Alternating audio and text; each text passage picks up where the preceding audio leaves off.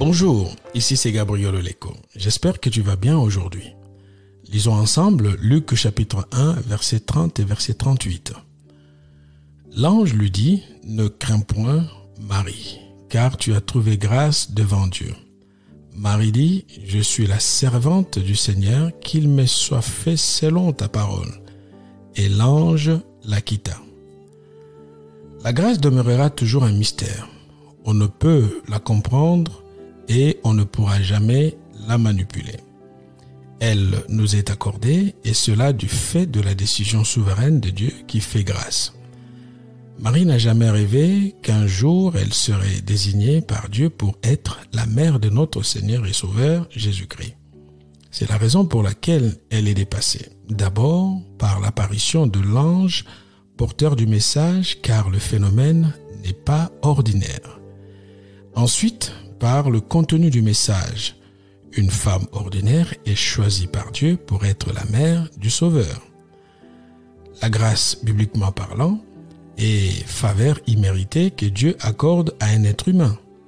Le mot utilisé dans la Bible pour désigner la grâce évoque dans les rapports humains une attitude de bienveillance de la part d'un supérieur envers le subordonné.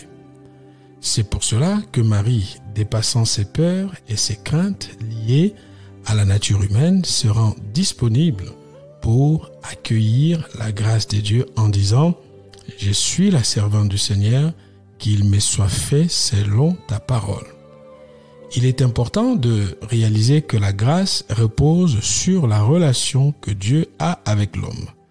C'est une relation caractérisée par la fidélité divine manifestée envers l'être humain.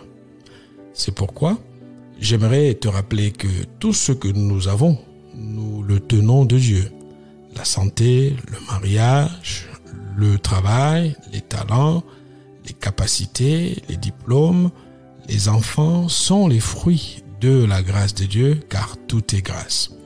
Pour terminer, je voudrais souligner deux principes que je trouve indispensables pour t'aider à accueillir et à faire bon usage de la grâce de Dieu dans ta vie.